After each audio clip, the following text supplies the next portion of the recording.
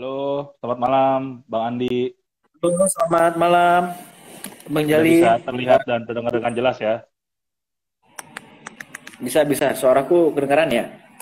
kedengaran dengan jelas. Oke, semoga Bang Andi nggak lelah-lelah nih untuk memperjuangkan keadilan dan tegaknya hak asasi manusia di Indonesia yang juga pasti akan Ya, semoga dirasakan kita oleh semua kita tidak semua. pernah lelah, Bang Jali, untuk Amin. memperjuangkan keadilan Bentar yang aku substansial. ngepin, ya, ngepin nama atau tema kegiatan kita malam ini dulu. Kabarnya habis dari Polda ya, Bang Andi. Gimana rasanya berkantor di Polda Metro Jaya dalam beberapa waktu belakangan nih? Memang Karena rutin kayaknya ya. beberapa hari ini teman-teman tim hukum Fathia dan Haris bolak-balik gitu dari kantor dan juga ke Polda Metro Jaya soal pendampingan hukum. Selain pendampingan hukum, Fathia Haris sebagai tersangka juga mengajukan laporan gitu. Ya, jadi kita ada semacam serangan balik ya. Ini counter attack nih, di kabar hari ini ya. Iya. Hari ini kita mengajukan pelaporan atau pengaduan ke Polda Metro Jaya terkait dugaan korupsi berupa gratifikasi yang diduga dilakukan oleh LBP dan juga sejumlah orang Sebut dong, jangan termasuk jangan inisial. Jadi pertama-tama udah inisial aja deh. Disebut dulu namanya. yang diduga oleh. Kalau kedua, ketiga baru inisial kan. Kalau pertama Oh harus iya, langsung sih. ya diduga dilakukan oleh Luhut Binsar Panjaitan termasuk sejumlah orang dan juga entitas korporasi begitu. Ya, mungkin ini sekalian kita juga ngobrol sama secara interaktif sama publik yang atau teman-teman yang nonton di kesempatan kali ini. Kayaknya emang dalam rekam jejak Luhut Binsar Panjaitan dalam pemerintahan di Indonesia itu ada beberapa momentum yang sangat bisa kritisi, yang sangat bisa kita kritisi. Tentunya teman-teman mungkin bisa ingat apa aja kontroversinya. Jangan jangan ragu dan jangan takut untuk disampaikan di kolom komentar, kolom Q&A dan sebagainya. Karena yang paling kerasa itu harga PCR ya yang dulu mahal banget dan ternyata bisnis di baliknya itu ya. Tapi kalau untuk yang perkara itu kan jadi satu temuan juga oleh teman-teman ya, teman-teman masyarakat sipil dan kayaknya dia fine-fine aja tuh. Kalau doa kan mengklarifikasinya ya justru dengan cara itu dia membantu gitu. Nggak ngambil keuntungan dan sebagainya padahal ya bisnis dan profit gitu. Tapi kenapa untuk konteks yang mendera Bang Haris Azhar dan juga Fathia Muldianti, koordinator kontras itu akhirnya responsif banget ya dan ibaratnya sangat ya langsung memproses apa yang disampaikan oleh Bang Haris dan juga Apatia soal adanya dugaan konflik kepentingan Menko Maritim dan juga Investasi Luhut Binsar Panjaitan dan juga terlibat dalam sejumlah perusahaan tambang dalam kaitannya sama Blok Wabu di Intan Jaya Papua gitu. Kenapa responsif banget dan istilahnya reaktif lah ya, kayak hasil tes swab antigen terkait konteks riset ekonomi politik di Papua itu, Ndi. Silakan. Iya, sebenarnya yang kita lihat juga ada satu ketimpangan begitu Bang Jal terkait proses hukum yang dialami oleh masyarakat sipil dan juga pejabat publik. Dan sebagai informasi teman-teman, memang pasca pengaduan atau pelaporan yang kita usahakan dari tadi siang menjelang sore lah dan di malam hari tadi laporan kami itu ditolak begitu oleh Polda Metro Jaya. Nah, sebetulnya adanya hal ini justru menegaskan begitu bahwa ada praktik penegakan hukum yang diskriminatif gitu.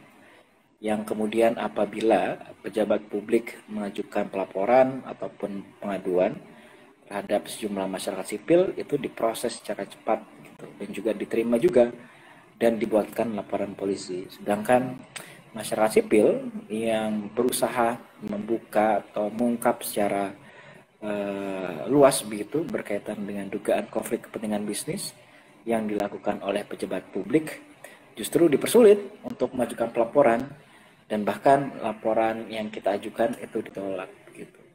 Dan sebetulnya tidak hanya kali ini saja ya, Bang Jali.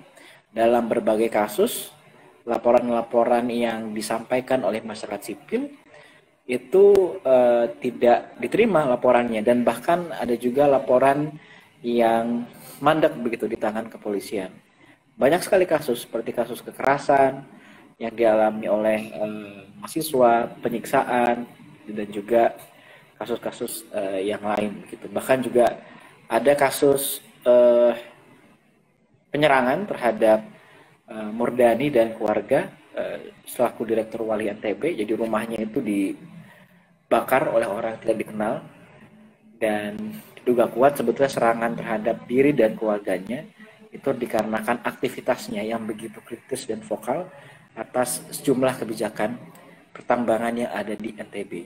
Namun kemudian sampai sekarang kasus itu juga nggak jelas dan mengambang begitu saja. Jadi ada praktik diskriminatif yang dilakukan oleh aparat kepolisian terhadap masyarakat sipil. Itu makanya rame tagar percuma lapor polisi, Andi. Berarti emang akhirnya valid. Dan update dari Andi dan teman-teman tim advokasi untuk demokrasi dan juga koalisi masyarakat sipil hari ini, bahkan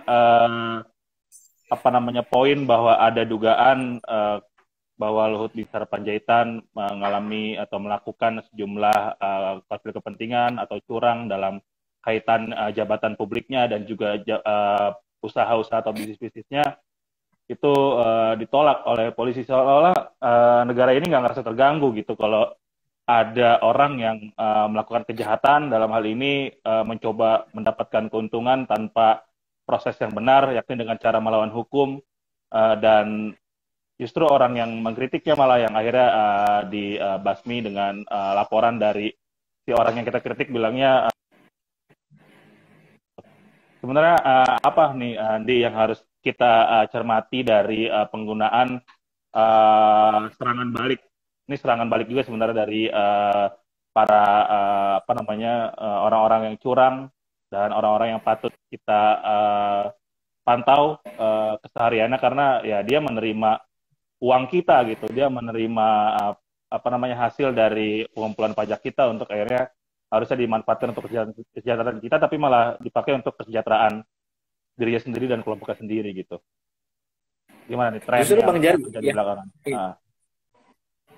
Yang agak ganjil ya ketika kita mengajukan pelaporan itu atau pengaduan ke Polda, mending begitu ya, perdebatan itu soal substansi berkaitan dengan laporan yang kita ajukan.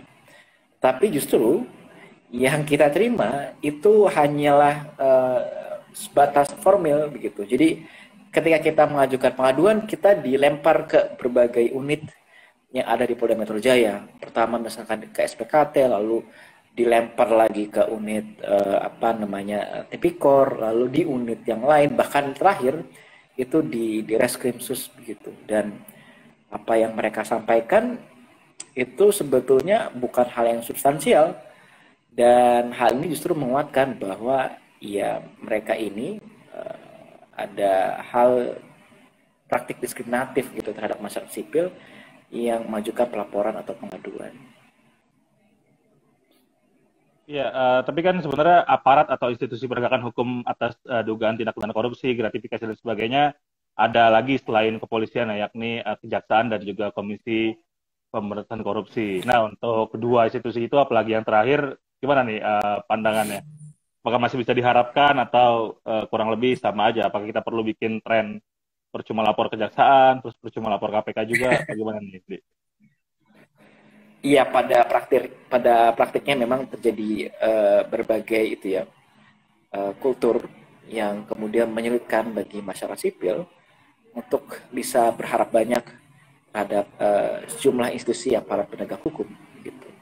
Ya, namun kemudian meskipun di tengah ketidakpercayaan terhadap sejumlah institusi, ya kita tetap terus menuntut dan juga berusaha agar institusi-institusi ini bisa berjalan secara baik, independen tentunya, dan juga secara maksimal.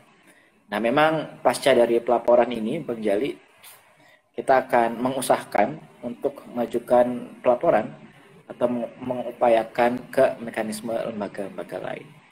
Lembaga yang akan kita ajukan sebetulnya banyak yang bisa kita tempuh, tapi nanti akan kita sampaikan di kemudian. Kalau memang pada akhirnya lembaga-lembaga lain ternyata jawabannya sama seperti apa yang kita terima dari Polda Metro Jaya hari ini, ya semoga atau kita harus percaya sih, harus mengimani bahwa ada lembaga lain yang bisa, nih lembaga pengadilan daerah akhir kayaknya sudah pasti akan membawa Pengajian dosa-dosa pejabat publik ini ya untuk nanti dibikin terang benderang. Tapi ya semoga kita bisa nyaksiin juga selama kita hidup berbangsa dan bernegara ini. Oke, itu tadi update dari Andi dan teman-teman tim advokasi untuk akhirnya bisa membuat kelar atau terang benderang sebenarnya uh, sesuatu yang menjadi isu publik gitu, bahwa iya banyak banget laporannya, ada Pandora Paper, Panama Paper ya kan, yang ngomongin soal perusahaan-perusahaannya Luhut Binsar Panjaitan mengelapkan pajak, ada yang ngomongin soal ya PCR lagi-lagi keterlibatannya di ada sahamnya yang dimiliki oleh Luhut di perusahaan-perusahaan yang menggelar PCR di saat dirinya ditunjuk menjadi orang yang berwenang untuk bikin kebijakan-kebijakan soal mobilisasi warga, soal transportasi publik dan sebagainya yang dulu mensyaratkan adanya PCR gitu, walaupun sekarang udah ada modifikasinya. Dan kita bisa ngelihat banget gimana kondisi Indonesia dalam konteks penanganan COVID-19 di saat dirinya ditunjuk oleh Presiden secara langsung untuk menangani, dan pada saat kasus Delta kan ya titik arahnya itu Indonesia udah sangat di titik nadir lah, dan serba takut lah kita di hari-hari itu gitu. Dan Iya. sialnya nggak ada forum atau ruang atau cara ya, dan kayaknya kenapa presiden atau berbagai lembaga di negara ini begitu percaya penuh sama bisa percaya penuh sama satu orang gitu. Ini kan ibarat kalau rumah kita kemalingan dan seenggaknya ada saksi-saksi lah, ada 2 atau 3 tetangga kita bilang, lo si L itu lo malingnya. Tapi justru yang akhirnya ditindak sama si punya rumah, yang kita yang kemalingan justru tetangga-tetangga kita gitu, bukan si L yang disebut itu gitu kan. Kenapa hal-hal sesederhana itu nggak bisa terwujud nih? Malah kalau kita akhirnya ya walaupun kita juga bisa mencoba mengkonsiderasi ya apa yang jadi keresahannya Luhut Binsar Panjaitan atau para pejabat publik lain yang sering diomongin sama ICW, sama Kontras, atau sama publik, media-media, dan sebagainya, baik skala nasional ataupun internasional, ya mereka ngerasa pasti difitnah, ngerasanya bilangnya nama baiknya dicemarkan, gimana nanti anak cucunya, istri, komplain, suami istri, keluarga, dan sebagainya. Dan mereka perlu untuk memulihkan nama baik gitu. Padahal kalau kita bisa lihat, ya harusnya mereka mikirin atau menjadikan concern soal nama baik itu di awal sebelum mereka melakukan tindak kejahatan-kejahatan itu kan. Dan justru menutupinya lagi-lagi dengan bentuk-bentuk kejahatan-kejahatan berikutnya gitu. Dan Iya. akhirnya gimana logika ketatanegaraan ini? Jadi sebagai informasi, Andi juga merupakan lulusan ilmu hukum yang ada di konsentrasi hukum tata negara, yang di apakah keresahan-keresahan pejabat publik itu emang dalam iklim demokrasi dan HAM itu nggak bisa diafirmasi oleh sistem hukum semestinya, atau seperti apa, Andi? Iya, jadi yang mau gue sampaikan gini, sebetulnya cara-cara pejabat publik seperti apa yang dilakukan oleh Luhut Binsar Panjaitan dan juga berbagai pejabat publik lainnya, misalkan seperti Muldoko begitu, yang merespon kritik yang disampaikan oleh masyarakat sipil dengan mengajukan pelaporan pencemaran nama baik. Saya pikir itu tindakan yang keliru begitu, Bang Jal. Padahal yang bisa mereka lakukan, yang seharusnya mereka lakukan dalam konteks ketatanegaraan yang baik dan benar, ya klarifikasi atas kritik tersebut dengan menjawab kritik-kritik yang disampaikan oleh masyarakat sipil. Jadi ketika kritik yang dilakukan atau data yang diungkapkan itu mereka anggap keliru, ya sampaikan data pembanding yang justru membantah atas data-data yang ditemukan oleh sejumlah organisasi masyarakat sipil. Tapi kan justru yang terjadi sebaliknya. Ketika kita punya data, kita buka-bukaan, kita ungkap secara jelas, justru pihak pejabat publik itu melaporkan masyarakat sipil yang beretikat baik, yang memiliki hak konstitusional untuk menjalankan atau setidaknya melakukan pengawasan agar pemerintah itu dapat berjalan dengan baik dan benar. Gitu. Jadi logika secara ketatanegaraan apa yang dilakukan oleh Luhut misalnya itu sebetulnya keliru besar. Gitu. Apa kan sebenarnya kalau di negara-negara yang dalam kondisi atau iklim demokrasi yang cenderung sudah baik, mundur seharusnya pejabat publik yang ketika ada temuan atau kecurigaan dari publik atau laporan investigasi jurnalistik, riset akademis dan sebagainya yang menyebutkan hal-hal buruk atau melanggar atau melawan hukum yang dilakukan oleh pejabat publik, itu idealnya mereka mundur dan biarkan prosesnya berjalan dengan apa namanya sebagaimana mestinya, objektif dan lain-lain gitu. Dan kayaknya kita nggak pernah melihat teladan-teladan seperti itu ada di sistem kenegaraan kita ya, Ndi. Ya. Sepakat Bang Gali. Oke, kita bisa geser ke konteks apa namanya apa yang ada sebenarnya di kasus ini gitu di balik substansinya kan, karena mungkin sekarang fokus publik itu lagi beralih soal pentingnya kebebasan berpendapat, kebebasan berekspresi, demokrasi dan sebagainya. Tapi ada poin yang benar-benar harus jadi titik utama pembicaraan, yakni soal situasi dan kondisi di Papua gitu, yang memang gelagat kecenderungannya hanya dimaknai oleh pemerintah itu hanya sebagai satu wilayah yang bebas untuk mereka eksploitasi dan lain-lain tanpa adanya concern dari warga asli dan lain-lain gitu. Itu kan kalau nggak salah satu variabel risetnya adalah angka penurunan aparat militer yang begitu melimpah yang baik di Intan Jaya atau di titik-titik lain. Jadi apa yang menggabungkan carut marut ini semua gitu? Ada militer yang begitu banyak di Papua, kemudian ada keresahan orang Papua dan juga ada bisnis-bisnis yang diduga juga ditopang oleh militer. Gimana kondisi Papua hari ini, Di? Ya, kondisi Papua hari ini memang kian memburuk ya. Apalagi soal situasi kemanusiaan hari ini. Yang kemudian banyak pengungsi begitu yang tidak mendapatkan atas hak-haknya yang seharusnya dijamin oleh negara. Tapi di luar konteks itu, saya coba mau menjelaskan juga berkaitan dengan riset yang dilakukan oleh 9 organisasi masyarakat sipil. Jadi Bang Jalil sudah juga menjelaskan sedikit. Kalau teman-teman membaca berkaitan dengan riset yang dibuat oleh sejumlah organisasi masyarakat sipil tersebut, itu banyak teman-teman yang sangat menarik begitu. Sebagai contoh misalnya, dalam konteks penempatan militer atau penerjunan militer itu harus berdasarkan keputusan politik presiden. Tetapi dalam temuan riset itu tidak ada akuntabilitas atau transparansi dari presiden atas penempatan militer yang begitu besar di Papua. Jadi belum ada sejauh ini dokumen yang menguatkan bahwa ada keputusan politik dari presiden soal itu.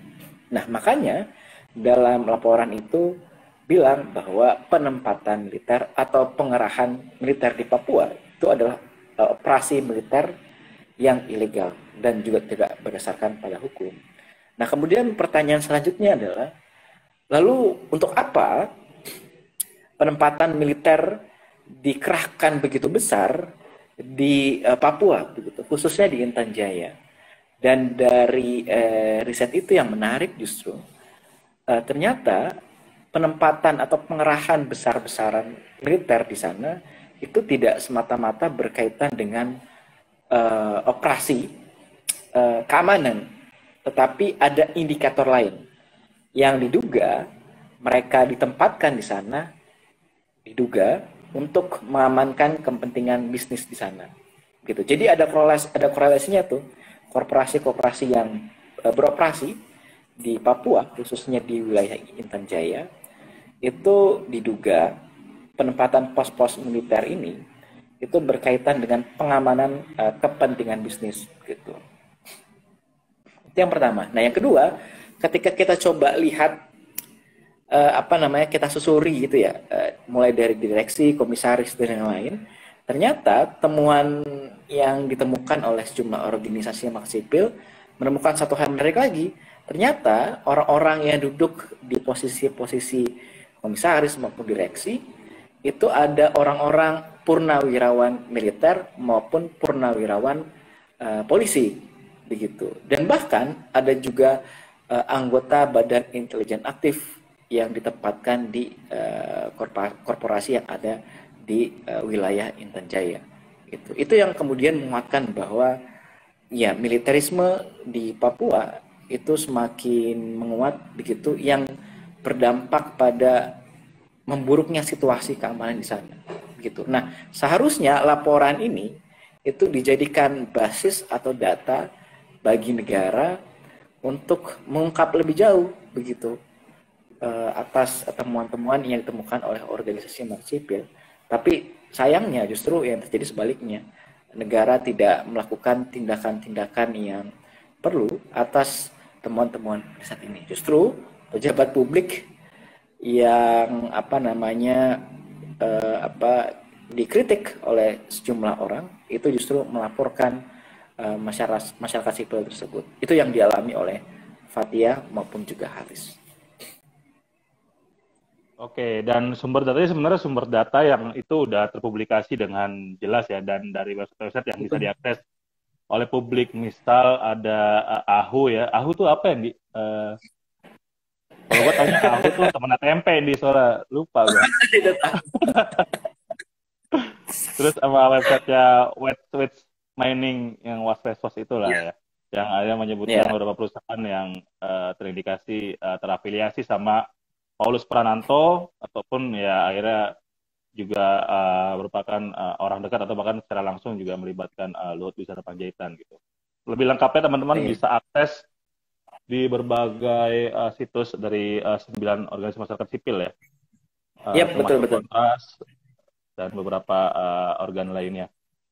Tapi menarik nih, Di, kalau ngebahas soal Papua, Di. Mungkin logika awamnya atau dasarnya kita bisa bilang ya wajar kalau akhirnya ada penerjunan militer yang begitu masif, karena memang kelompok-kelompok yang memilih menggunakan jalur kekerasan, TPNPB dan beberapa organ lainnya juga masih eksis di Papua. Dan ya tahu udah bisa atau belum kita bisa sebut perang atau dan sebagainya, karena kemarin pas ngomongin Ukraina sama Rusia juga banyak orang juga ngomongin soal ya kondisi Papua juga kurang lebih mencekam sama lah kayak di Ukraina hari ini atau Palestina dan beberapa titik-titik lainnya gitu. Sehingga menjadi wajar negara memilih kebijakan untuk penurunan militer yang cukup masif di sana. Emang sebenarnya apa sih alternatif lain sebenarnya yang harusnya ditempuh sama pemerintah gitu untuk nggak memilih operasi militer yang bahkan kemarin temuannya Andika Perkasa sendiri yang akan menindak bahkan operasi atau aktivitas-aktivitas TNI di sana kadang dikarang untuk pengaksesan anggaran doang ya. Dan ya bahkan ada jual beli alutsista antara TNI, saya nggak mau nyebut oknum, tapi anggota TNI yang emang lagi apes aja ketahuan kayaknya. Itu jual beli senjata sama TPNPB, OPM, dan lain-lain. Emang apa pendekatan lain yang sebenarnya harusnya ditempuh gitu oleh negara untuk bisa menyelesaikan konflik dan potensi tindak kekerasan yang begitu tinggi di Papua sana, Di? Iya, sebetulnya begini. Kalau untuk pendekatan itu banyak hal yang bisa dilakukan pemerintah. Tapi lagi-lagi pemerintah gemar gitu aja, senang banget gitu menggunakan pendekatan-pendekatan keamanan di Papua. Nah, lalu pendekatan apa yang perlu dilakukan oleh pemerintah yang tadi lo tanyakan? Nah, sebetulnya pemerintah bisa menggunakan pendekatan-pendekatan secara dialog ataupun pendekatan-pendekatan secara kultural. Dalam konteks sejarah, kita pernah menggunakan pendekatan-pendekatan itu. Misalkan di zaman Habibie, begitu ya. Terlepas dari kontroversialnya, zaman Habibie mengundang sejumlah tokoh gereja duduk bersama membicarakan berkaitan situasi Papua. Atau zaman Gus Dur begitu, yang begitu dikenal dengan pendekatan-pendekatan yang begitu damai di Papua. Sebagai contoh, memperbolehkan orang-orang Papua mengibarkan bintang kejora dan juga memperbolehkan untuk menyanyikan lagu Hai Tanahku Papua. Nah, sebetulnya cara-cara itu bisa juga dilakukan oleh pemerintah. Jadi pendekatan-pendekatan dialogis, pendekatan-pendekatan kultural itu bisa dilakukan. Tapi kan justru pemerintah menggunakan cara-cara keamanan begitu untuk penyelesaian yang ada di Papua. Nah, beberapa tahun ini, ya bertahun-tahun sebetulnya, pendekatan-pendekatan keamanan dilakukan, justru tidak membuahkan hasil, justru dapat memperburuk situasi kemanusiaan yang ada di sana. Begitu. Dan satu lagi yang jadi ciri khas pemerintah Indonesia, utamanya di era pemerintahan Joko Widodo, baik bersama Muhammad Yusuf Kalla ataupun sekarang sama Kiai Haji Maruf Amin, itu Indonesia cenderung denial sama temuan-temuan banyak pihak yang juga akhirnya diafirmasi oleh masyarakat internasional lewat Dewan HAM PBB, kemudian pelapor khusus dan sebagainya yang baru saja di awal tahun ini juga mengemukakan bahwa situasi di Papua cukup serius dan darurat gitu, dan direspon sama pemerintah Indonesia dengan begitu dangkal dan cenderung denial gitu akan situasinya. Betul. Iya, jadi nggak tahu barometer HAM mana akhirnya yang dipakai gitu sama orang-orang yang menjabat di negara ini. Kita kalau yang teman-teman juga nggak perlulah teman-teman baca DUHAM, kemudian konvensi ini itu dan lain-lain, tapi ngelihat hati nurani aja gitu, situasinya begitu parah. Terus sebagai informasi juga, kalau di Intan Jaya itu yang jadi titik pertambangan emas di Blok Wabu itu juga banyak terjadi kasus-kasus extrajudicial killing ya, kemudian ada penghilangan paksa dan sebagainya. Mungkin bisa di-refresh ada kasus apa aja nih di sana yang akhirnya sampai sekarang juga belum selesai, walaupun dulu ada orang-orang yang bilangnya mau berkomitmen buat nyelesain, seperti Dudung dulu kan, waktu di Puspomat atau pusat untuk menginvestigasi kesalahan-kesalahan dilakukan oleh anggota militer. Itu juga Andika Perkasa waktu jadi kepala staf angkatan darat dulu berkomitmen mau nyelesain, tapi pada saat jadi panglima pun kayaknya orang-orang yang disebut kalau nggak salah 9 orang ya tersangka di balik peristiwa itu juga belum dibawa kemana, atau ada update terbaru di soal kasus-kasus itu, Di? Iya, sebelum ke sana gue juga mau bilang bahwa gak hanya situasi kemanusiaan, tapi juga situasi kebebasan sipil di Papua juga kian memburuk. Gitu. Jadi memang ada yang ditutupi oleh pemerintah atas situasi yang terjadi di Papua hari ini. Kebebasan pers di sana juga sangat buruk, termasuk tidak diberikannya akses-akses oleh berbagai organisasi internasional untuk melakukan pemantauan secara langsung atas situasi kemanusiaan yang ada di Papua. Itu yang pertama. Yang kedua, memang di berbagai kasus, banyak sekali kasus yang terjadi di Papua begitu. Khususnya berkaitan dengan kasus extrajudicial killing, bahkan juga kasus penghilangan orang secara paksa, itu masih eksis teman-teman sampai sekarang begitu.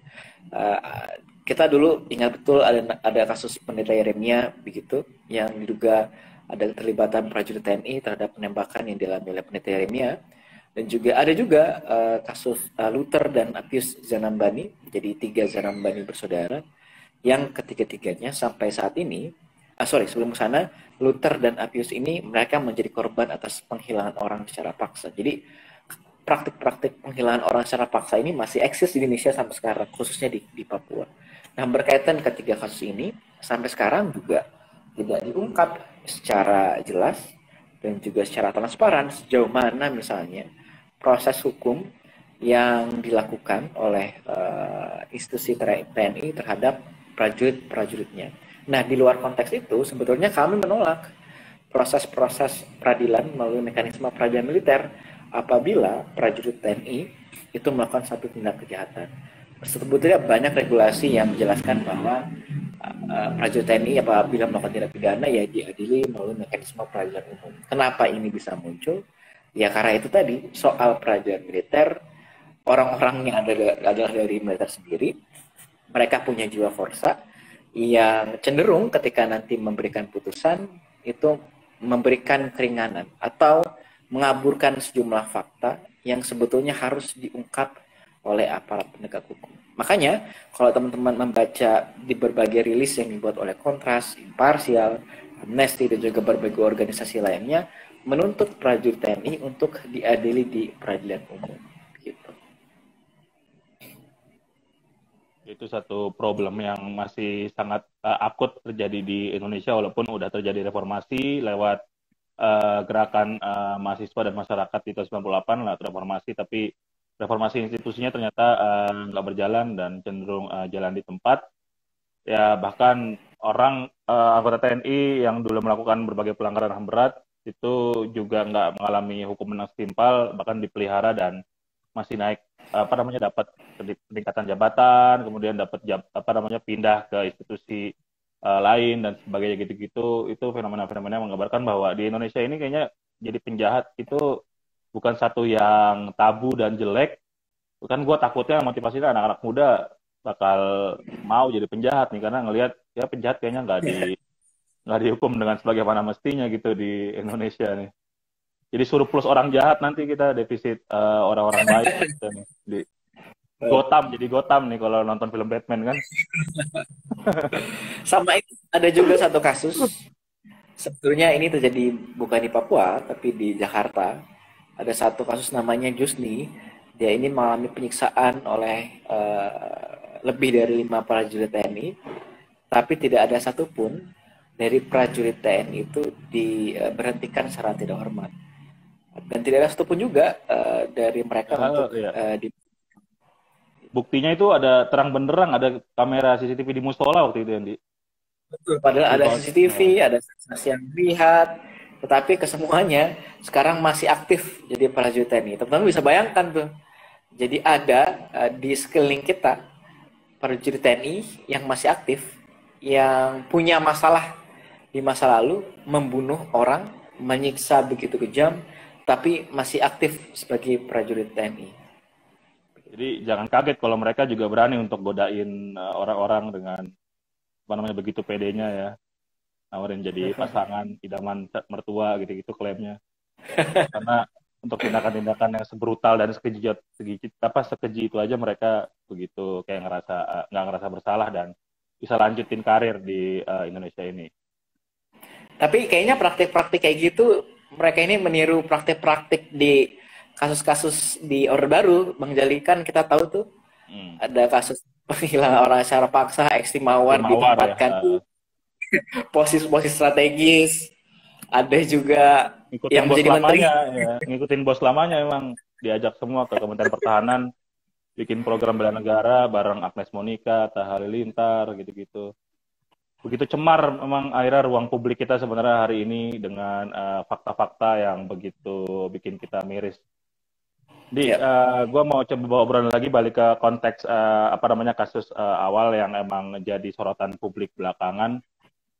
Soal akhirnya gimana sistem hukum memandang kritik atau aspirasi dari publik yang akhirnya dimungkinkan adanya konsep hukum tindak pidana yang bernama pencemaran nama baik diatur oleh KUHP yang kemudian diatur secara lebih detail di ranah digital dalam konteks Undang-Undang ITE gitu, termasuk ke konten YouTube yang diproduksi oleh Haris yang mengundang Fathia dan akhirnya ada kalimat yang oleh Luhut Binsar Panjaitan dan pengacaranya Jennifer Girsang dan tim itu dianggap mencemarkan nama baik Luhut.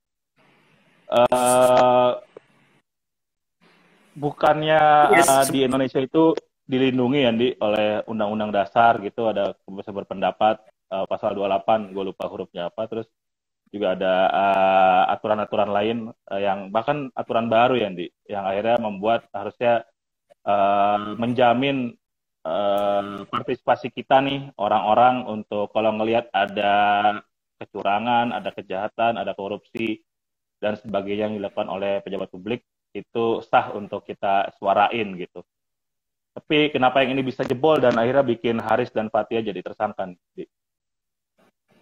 Iya, menurut gue gini. Tapi sebelum ke sana, gue mau bilang kalau soal pasal-pasal pencemaran nama baik dalam negara-negara demokratis, pasal-pasal itu justru dihapuskan gitu. Dan pasal pencemaran baik ini masih eksis di negara-negara yang cukup otokratik begitu. Dan pasal pencemaran nama baik ini umumnya digunakan untuk membungkam orang-orang yang kritis terhadap pejabat pemerintahan ataupun pejabat publik. Itu yang pertama. Nah, yang kedua memang di dalam berbagai regulasi teman-teman bisa baca di Undang-Undang Hak Asasi Manusia, apalagi di TAP MPR berkaitan dengan hak asasi manusia dan juga berbagai undang-undang lainnya, itu menjamin hak kita untuk mengekspresikan atau pendapat secara damai gitu, mengkritik pejabat publik dalam konteks melakukan pengawasan agar tidak terjadinya satu praktik pemerintahan yang tidak baik ataupun tidak benar begitu. Dan dalam konteks itu ya mau saya tegaskan juga pejabat publik seharusnya merespon kritik-kritik tersebut dengan menggunakan hak jawabnya atau klarifikasinya atas data-data yang diungkapkan oleh masyarakat sipil begitu. Nah, sebetulnya baik dalam KUHP misalkan pasal 310, 311 KUHP maupun Undang-Undang ITE itu memberikan penjelasan kalau misalkan apa yang disampaikannya itu merupakan demi kepentingan umum, maka itu tidak bisa dipidana. Lalu ditegaskan lagi oleh SKB beberapa menteri berkaitan dengan penjelasan Undang-Undang ITE bahwa kalau misalkan penyampaian ekspresinya itu adalah penilaian, pendapat, evaluasi, dan juga sebuah kenyataan, itu bukan bagian dari tindak pidana begitu. Tapi kan justru praktik yang terjadi adalah sebaliknya. Nah, yang gue lihat hari ini, apa yang dialami oleh Haris Fathia, itu ada tindakan yang diskriminatif dan juga ada relasi yang timpang nih, Bang Jali. Jadi kalau misalkan pejabat publik yang melaporkan, diproses secara cepat. Tapi masyarakat sipil yang melaporkan justru tidak ditindaklanjuti sebagaimana mestinya, begitu. Iya, mungkin bagi teman-teman yang baru bergabung tadi di awal juga Andi menjelaskan langkah yang sedang diambil oleh berbagai organisasi masyarakat sipil untuk akhirnya bisa memformalkan proses pembuktian akan dugaan besar terkait kecurangan atau konflik kepentingan yang dilakukan oleh Luhut Binsar Panjaitan dalam sejumlah momen, tapi laporannya ternyata secara formil ditolak oleh pihak kepolisian dan ya akhirnya uh, ya semua isu, semua kecurigaan ini hanya akan berhenti di situ aja karena negara nggak punya taring dan nggak mau untuk akhirnya bisa membuat itu terang benderang gitu. Walaupun bahkan dalam skala internasional lewat beberapa temuan di Panama Papers, di Pandora Papers, dan berbagai riset lainnya menjelaskan bahwa ada dugaan kecurangan-kecurangan yang dilakukan oleh Luhut Binsar Panjaitan dan beberapa nama lain yang juga merupakan pejabat publik di Indonesia. Oke, kalau teman-teman kelewatan bisa nanti ulang lagi karena insya Allah ini kita bisa save dan nanti bisa di-share lagi. Oke, kita udah masuk di sesi-sesi terakhir nih, mungkin bisa dijelasin langkah yang akan ditempuh sama teman-teman utamanya Haris, Fathia, dan juga tim kuasa hukum terkait situasi yang bikin kondisinya makin mengerikan sebenarnya bagi iklim demokrasi ini. Berbagai survei kan juga menyebutkan bahwa tingkat ketakutan publik ini meningkat sejalan dengan menurunnya indeks demokrasi dan lain-lain. Dengar-dengar ada apa namanya langkah yang ditempuh yakni pra peradilan ya. Mungkin bisa dijelaskan apa langkah itu dan kenapa akhirnya teman-teman menempuh langkah itu gitu. Silakan. Iya, memang berkaitan dengan kasus Fathia Haris, itu kami akan menempuh sejumlah upaya hukum gitu. Beberapa di antaranya misalkan salah satu yang akan saya sebut yaitu berkaitan dengan mekanisme pra peradilan. Karena memang dalam proses hukum yang dialami Fathia maupun Haris itu terdapat sejumlah keganjilan yang kami lihat itu berpotensi untuk dipersoalkan atau disengketakan melalui mekanisme pra peradilan. Itu yang pertama. Nah, yang kedua, tentunya kami juga akan terus menuntut dan juga mengungkap secara besar-besaran gitu berkaitan dengan dugaan konflik kepentingan bisnis seperti yang terjadi di Papua. Tidak hanya soal dugaan konflik kepentingan bisnis, juga soal penempatan atau pengerahan militer secara besar-besaran di sana. Gitu. Nah, dari berbagai upaya itu sebetulnya yang mau kita ungkap kepada publik adalah soal situasi keamanan ataupun situasi kemanusiaan yang ada di Papua. Sebagaimana kita tahu bersama, ya situasi kemanusiaan di Papua makin memburuk, situasi kebebasan sipil di sana juga makin merosot gitu. Jadi seharusnya negara daripada sibuk-sibuk begitu ya memproses Fathia Haris atau mengkriminalisasi mereka dengan pasal-pasal karet yaitu pencemaran nama baik, justru mereka seharusnya itu sibuk dengan menyelesaikan berbagai masalah di Papua, misalkan berkaitan dengan pelanggaran hak asasi manusia, berkaitan dengan ketidakadilan sosial dan juga politik di sana, dan juga berbagai persoalan-persoalan yang lain gitu. Dan saya pikir tuntutan ini kita harus bawa bersama-sama, tidak hanya Fathia Haris dan berbagai organisasi masyarakat sivil. Ke depan teman-teman juga penting untuk ikut menuntut kepada negara atas problem kemanusiaan yang ada di Papua hari ini. Ya, semoga ini bukan hanya sebagai langkah atau cara sebenarnya bagi pejabat publik atau orang-orang jahat untuk memecah situasi aja nih, memecah konsentrasi kita terhadap isu yang paling utama, karena memang ada semacam deadlock atau kebuntuan proses hukum dari temuan-temuan riset, temuan-temuan investigasi dan sebagainya yang dilakukan oleh pejabat publik. Dan justru cara melemahkannya ya tentu dengan akhirnya menyasar orang-orang yang sangat vokal gitu seperti Fathia dan Haris.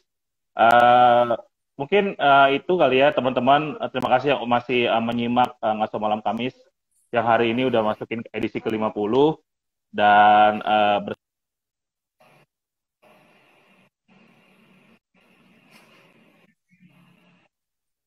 akhirnya malah itu yang diproses pencemaran nama baik ya, bukan substansi dari kritiknya gitu. Terima kasih buat teman-teman semua. Banyak isu yang emang lagi berkembang di negara kita yang menggambarkan situasi hukumnya begitu buruk. Kemarin juga ada putusan bebas para pelaku kejahatan terhadap Laskar FPI dan lain-lain. Tadi teman-teman juga ada yang nyebutin tadi di kolom komentar. Mungkin bisa kita bahas di lain waktu. Teman-teman bisa berpartisipasi mungkin untuk mendukung gimana situasi proses hukum dari Fathia dan Haris yang kalau ngerujuk bunyi peraturan perundang-undangan harusnya diterima oleh polisi pun enggak gitu, karena ada restoratif justice, ada berbagai ruang-ruang yang menjamin kebebasan berpendapat yang emang melekat dalam diri kita meskipun dia sifatnya bisa dibatasi, tapi ada bukan soal akhirnya malah dikriminalisasi gitu oleh apalagi oleh seorang pejabat publik yang punya banyak amunisi, punya berbagai cara, punya berbagai anggaran, fasilitas untuk bisa sesederhana menjelaskan itu ke ruang publik. Terima kasih teman-teman. Cara dukungannya silahkan upload Twibbon yang dibuat oleh Fraksi Rakyat Indonesia. Linknya bisa diakses mungkin nanti di media sosial FRI. Itu juga bisa pakai tagar kami bersama Haris Fathia untuk mendukung diberhentikan proses ini dan harusnya diteruskannya suara-suara kita akan dugaan konflik kepentingan, kecurangan dan sebagainya. Terima kasih Pak Andi, terus semangat. Terima kasih, Semoga ada ruang celah, masih ada ruang secercah harapan lah untuk akhirnya bisa membuat ketidakadilan dan keburukan-keburukan yang dilakukan oleh pejabat publik itu bisa diproses secara hukum di negara ini. Yang akunya masih jadi negara hukum sesuai bunyi pasal 1 ayat 3 di Undang-Undang Dasar 45. Terima kasih teman-teman. Yang ketinggalan bisa lihat lagi nanti live-nya. Jangan lupa belanja di Kios Ojo Kios. Ada banyak buku, produk musik, kue, kukeos, dan sebagainya yang bisa dipesan secara daring atau secara langsung di hari Sabtu dan Minggu. Besok juga masih akan digelar Kamisan Online ke-722 yang akan membahas soal kriminalisasi terhadap para warga atau aktivis yang memperjuangkan banyak hal termasuk lingkungan yang terjadi di beberapa titik seperti di Wadas, di Wawoni, di Parigi Mutong, dan berbagai titik lainnya. Sampai ketemu besok di Kamisan Online. Sampai ketemu di Kamisan langsung yang mungkin juga akan bisa kita selenggarakan dalam waktu dekat. Atau di kota-kota lain seperti di Samarinda, di Jogja, di Bandung, di Karawang juga sudah berlangsung. Silakan cek masing-masing akun media sosial. Terima kasih. Salam Kamisan, hidup korban, jangan diam, dan lawan. Sehat-sehat semuanya. Saya semua, terima kasih Bang.